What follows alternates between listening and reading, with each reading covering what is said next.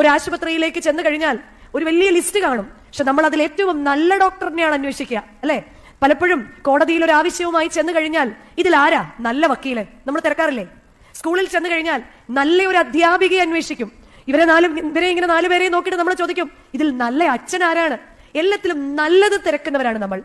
നല്ലതെല്ലാം ഉണ്ടായതും നല്ലതെല്ലാം ഉണ്ടാകുന്നതും ഉണ്ടാകേണ്ടതും നമ്മളിൽ നിന്ന് തന്നെയാണെന്ന് നമ്മൾ മറന്നു പോകുകയാണ്. നല്ല അധ്യാപകനും നല്ല രാഷ്ട്രീയ നേതാവും നല്ല ഡോക്ടറും നല്ല എല്ലാവരും ഉണ്ടാകുന്നത് നമ്മളിൽ നിന്നാണ്. അപ്പോൾ ആദ്യം നന്നാകേണ്ടത് ആരാണ്? നമ്മൾ ഓരോരുത്തരുമാണ് ആദ്യം നന്നാകേണ്ടത്. ഇടയ്ക്കിടയ്ക്ക് കുടുംബത്തിന്റെ കുറവുകളെ മനസ്സിലാക്കി നല്ല അപ്പനാകാൻ, ചിലപ്പോഴെങ്കിലും എന്റെ ഭാര്യയെയും മക്കളെയും ഒക്കെ ഒന്ന് ലിസൺ ചെയ്യാൻ, ഒന്ന് കേൾക്കാൻ എനിക്ക് സമയം കിട്ടുമ്പോൾ തന്നെ ഞാൻ പാതിയിൽ നല്ല അപ്പനായി. നമുക്കാർക്കും കേൾക്കാൻ നേരമില്ല. ഒരിക്കൽ ഓഫീസ് കഴിഞ്ഞ് വൈകുന്നേരത്ത് ഭർത്താവ് ഭാര്യയോട് ഫോണിൽ ചോദിച്ചു, സാധനങ്ങൾ എന്തെങ്കിലും വാങ്ങിക്കൊണ്ട് വരണോ? അന്നേരം ഭാര്യ 1-2 കാര്യങ്ങളൊക്കെ പറഞ്ഞു. അദ്ദേഹം വീണ്ടും എടുത്തു ചോദിച്ചു, ഇനി വീട്ടിൽ വന്നു കഴിയുമ്പോൾ പറയരുത് പാലില്ല പഞ്ചസാരയില്ലെന്ന്, എന്തെങ്കിലും വേണമെങ്കിൽ.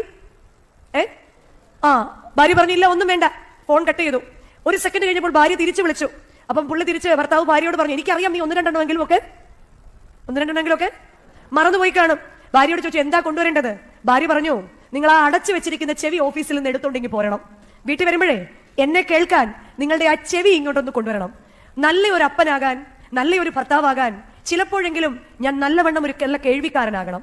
തിരിച്ച് നല്ലൊരു അമ്മയാകാൻ ചിലപ്പോഴെങ്കിലും എന്റെ പിടിവാശികളും എന്റെ എടുത്തുചാട്ടങ്ങളും എന്റെ ദുർവാശികളും ഒക്കെ ഒന്ന് വിട്ട് എന്റെ കൂടെ ഉള്ളവരുമായിട്ട് ചേർന്ന് പോകത്തക്കവണ്ണം ഞാനൊന്ന് താഴേക്കിറങ്ങുമ്പോഴാണ് ഒരുപക്ഷെങ്കിൽ ഞാൻ നല്ലൊരു അമ്മയാകുന്നത്.